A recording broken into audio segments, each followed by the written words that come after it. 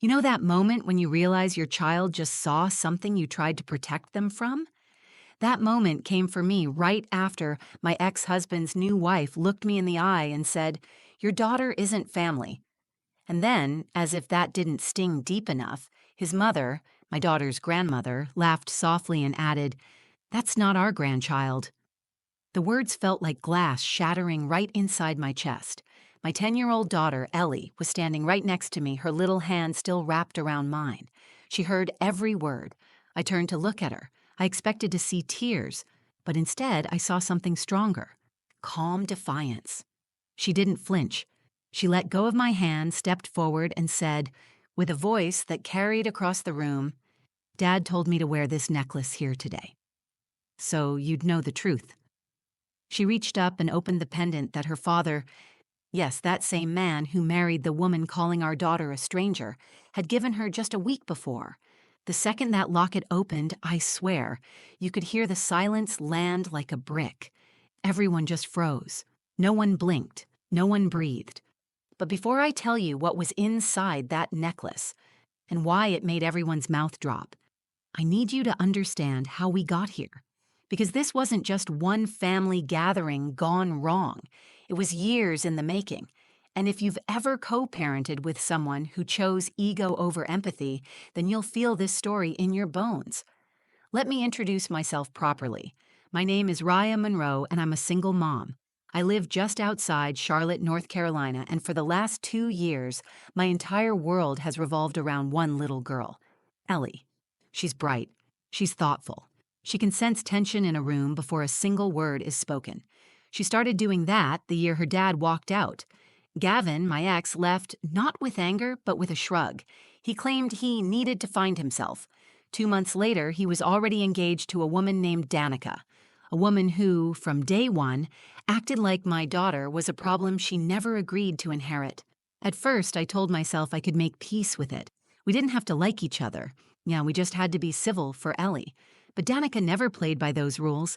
Neither did Gavin's mother, Barbara, who once crocheted matching Christmas stockings for the family, and left Ellie out completely.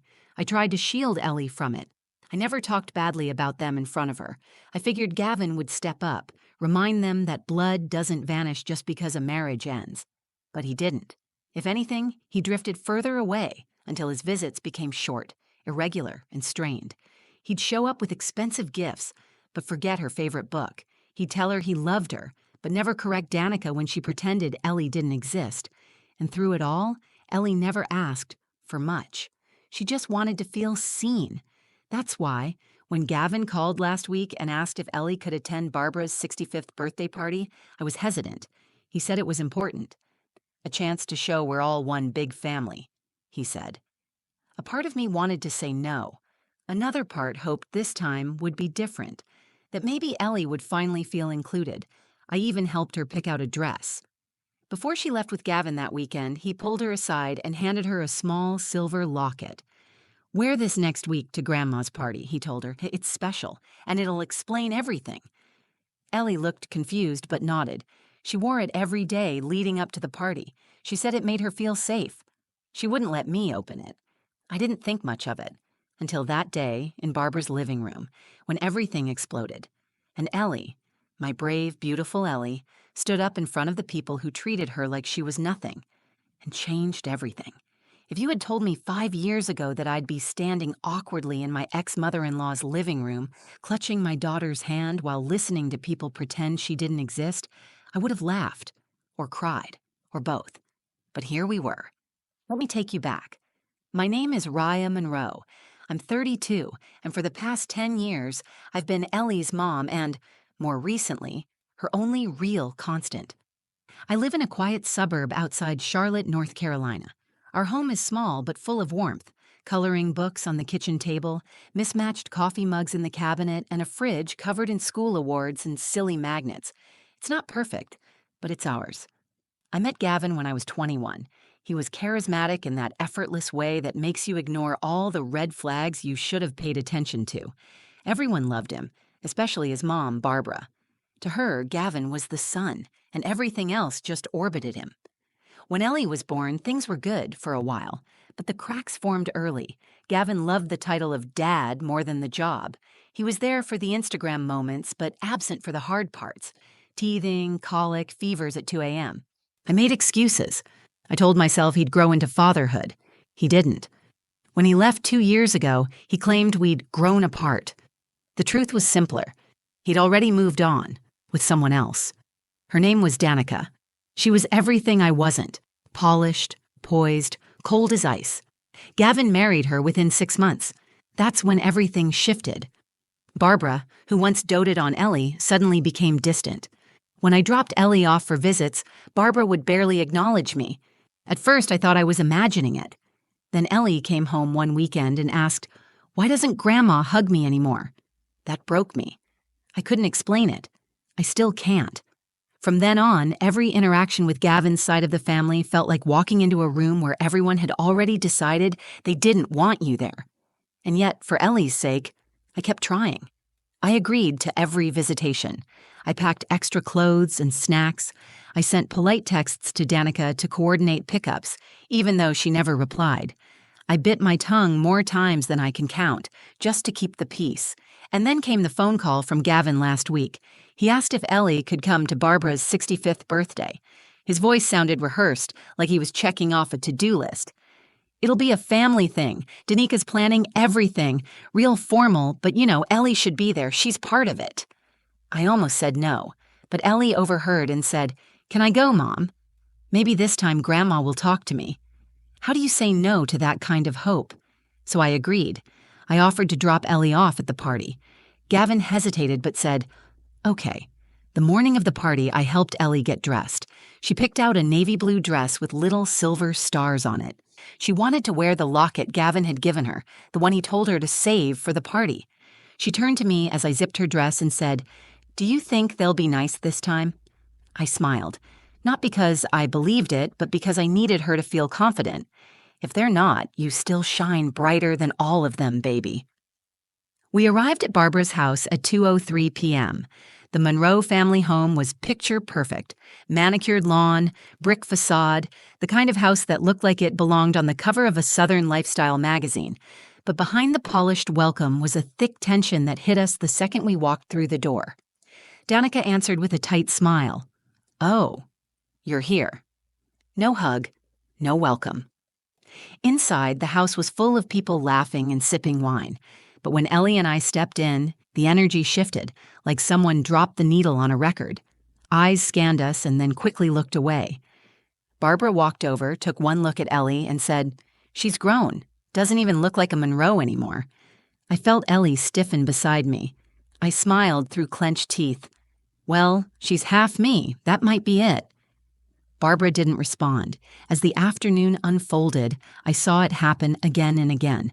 People stepping around Ellie like she was furniture. Conversations where her name was deliberately left out. And Gavin? He kept checking his watch, barely speaking to her. Still, Ellie stood tall. She kept that necklace around her neck, touching it every so often like it was her shield. And I didn't know it yet, but that little pendant was about to become the most powerful voice in the room. The party should have felt like a celebration. But for me, it felt like walking into a courtroom where the verdict had already been decided, and my daughter was the one on trial. We were barely 10 minutes in before I realized this wasn't a gathering. It was a performance. A curated magazine spread version of Family was where Ellie and I didn't fit the aesthetic. The room was filled with people in pastel suits and Southern charm accents, holding champagne flutes and pretending not to stare. I watched as Ellie tried to stay close to me, her shoulders tight and her eyes scanning the room. She looked up at me and whispered, "Is it okay if I sit down for a bit?" "No one wants to talk to me." I nodded and kissed the top of her head. "Of course, baby. I'll be right here." She slipped into a corner armchair near the fireplace, clutching her necklace like it was a seatbelt. That locket. She hadn't taken it off since Gavin gave it to her the weekend before. She didn't know what was inside, only that he told her it was important. I didn't ask questions then, but now I found myself staring at it, desperate for it to mean something more. The tension in the room kept climbing in quiet, insidious ways. Barbara was holding court in the center of the room, basking in attention. She thanked people for gifts, told stories about Gavin's childhood, praised Danica's effortless class. Not once did she look in Ellie's direction. And then came the moment that cracked the surface. Barbara stood up to give a toast. A tall man beside her tapped his glass with a fork, and the room quieted down. She raised her wine glass. I just want to say how grateful I am for the people who make this family what it is. Gavin, my heart. Danica, my rock. And to our future together as a true, united family. She let the words hang in the air, purposefully. My jaw tightened. Ellie's head sank slightly. "Excuse me," I said, my voice calm but clear. "You forgot to mention Ellie." Barbara smiled tightly and said, "This toast is for the people who are truly part of this family, dear." Danica's head tilted, her voice smooth as butter but sharp underneath. "It's fine, Rhea. Ellie knows she's not really part of this anymore, right?" The room fell into an awkward silence, broken only by the soft clink of someone nervously setting down their glass. I turned toward Gavin, standing next to Danica in his stiff blazer. "Gavin, are you going to say something?" He looked at me, then at Ellie, then at the floor. "Let's not do this right now." That was the moment I saw something inside Ellie shift. It was the kind of change that happened slowly on the inside, then all at once on the outside. She sat up straighter. Her hand gripped the necklace again. Then she stood. She walked into the center of the room, right next to Barbara. All eyes turned to her. "My dad told me to wear this necklace here today," she said, her voice shaking but loud enough to silence the murmurs. "He said it would show you the truth." Barbara blinked. "What are you talking about?" Ellie's hands trembled as she reached for the locket. I started to move toward her, but something told me to stop, to let her finish. "He said I should open it right here, in front of everyone, that it would make you understand." Danica let out a small, nervous laugh. "What is this, some kind of performance?" Gavin shifted uncomfortably. "Ellie." But Ellie didn't wait. She held the necklace in both hands, and her thumbs pressed the tiny latch on the side of the pendant. Click. The locket opened, and with that sound, the air in the room changed. It was like every molecule had been rearranged. People leaned forward instinctively. Danica took a step back. Gavin's expression fell. Inside the locket was a tiny folded note. Ellie unfolded it carefully. "This is from my dad," she said, holding it in front of her like a shield. "It says, 'To my daughter, Ellie, I'm sorry for everything. You are mine and always will be.'" She looked up, her eyes locked on Barbara's. "So, do I still not belong?" Time stopped. Ellie stood there, no longer the quiet girl trying to shrink into the background. She was standing tall, 10 years old, maybe 4.5 feet tall, but somehow the biggest person in the room. She held that letter in front of her, like it weighed more than her little hands could carry, but she never dropped it.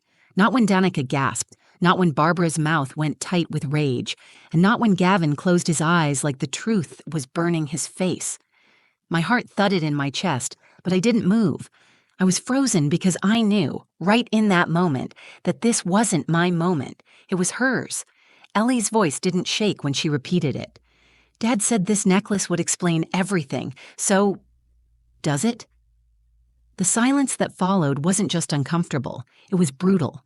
You could almost hear the crack in Barbara's illusion, that perfectly curated image of a family she controlled, guarded, and edited for appearances.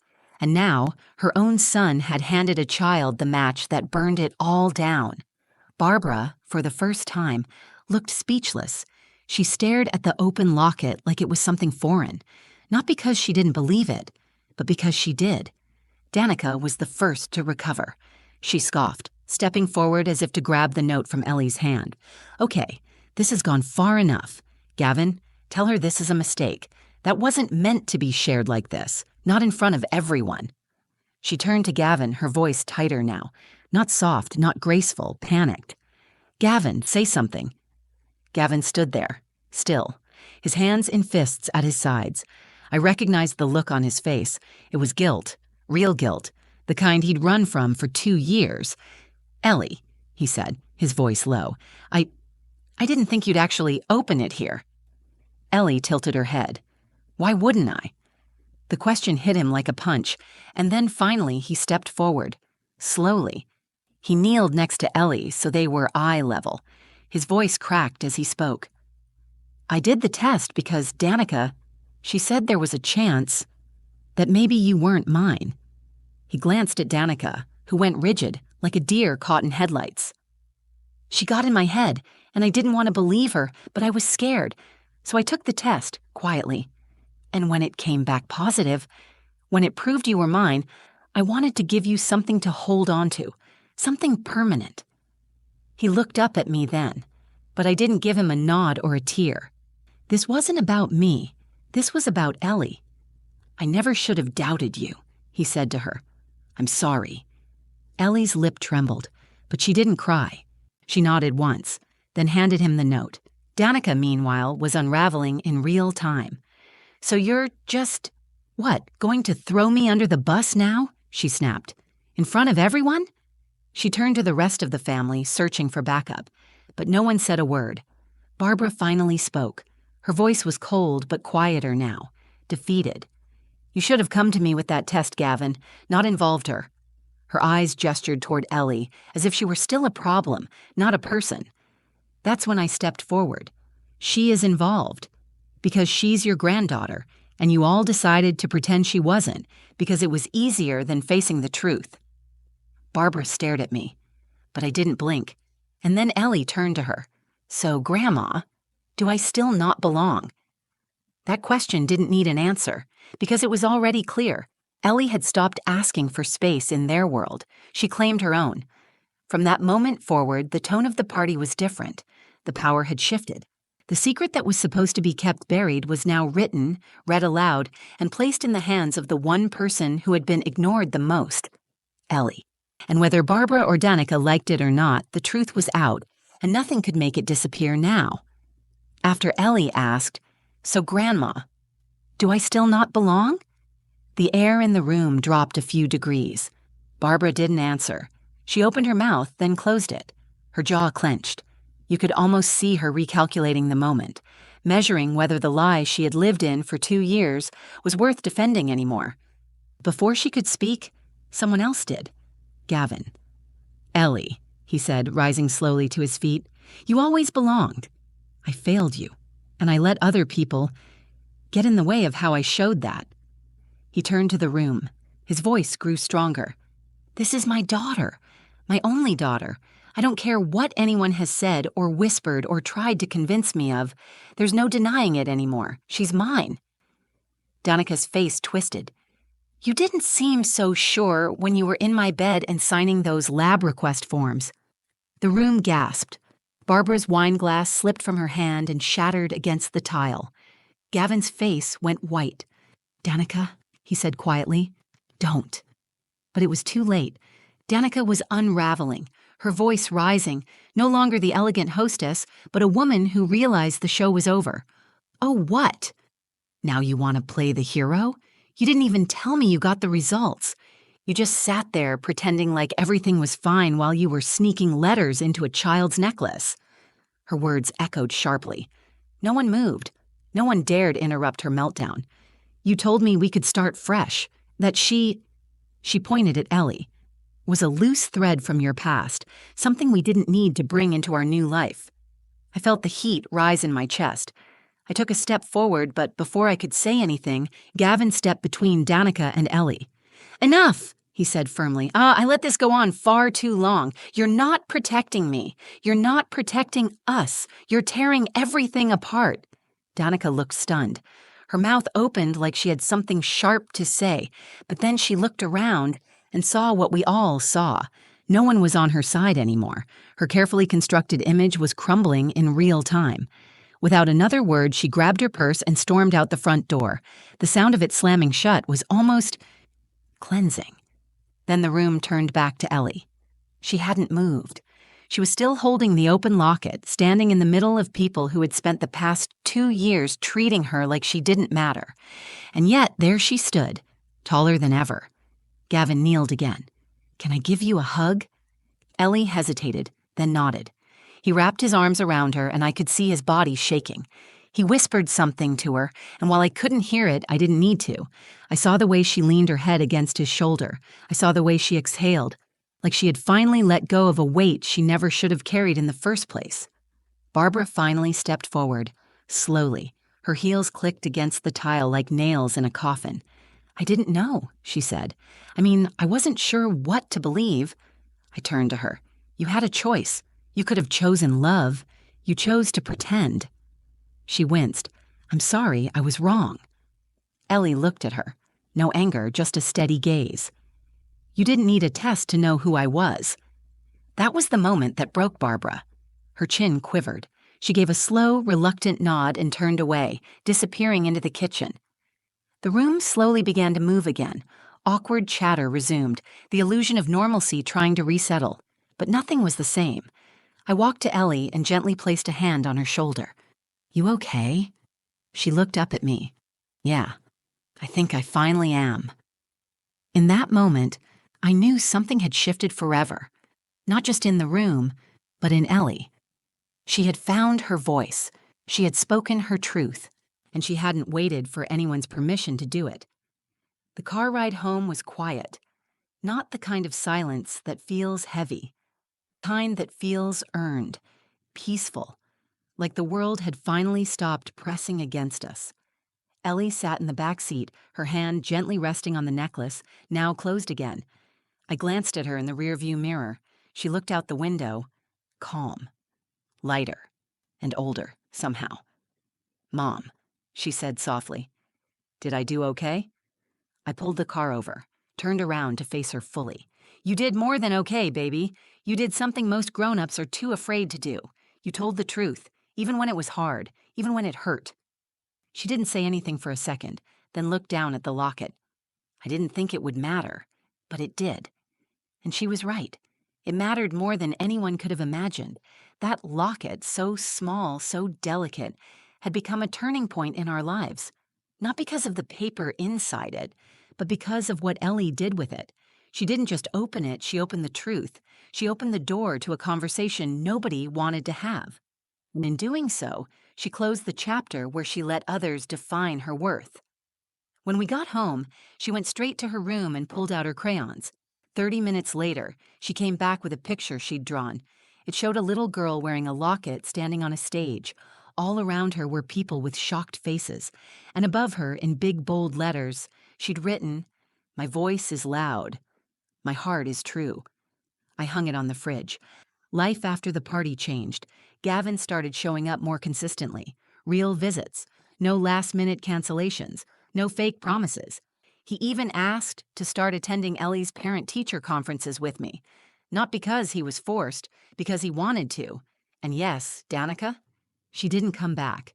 Gavin told me quietly that they separated the week after the party. He didn't offer details and I didn't ask for any.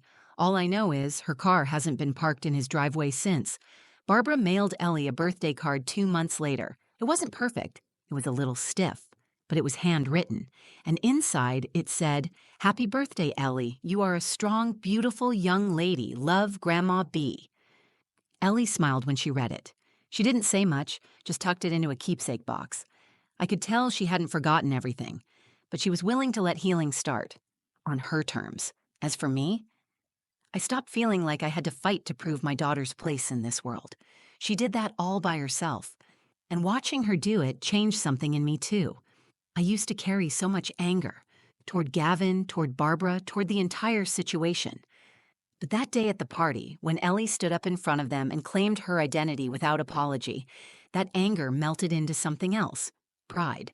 Not just in her, but in the life we built, the love we cultivated, just the two of us, the strength that came from being counted out and still showing up.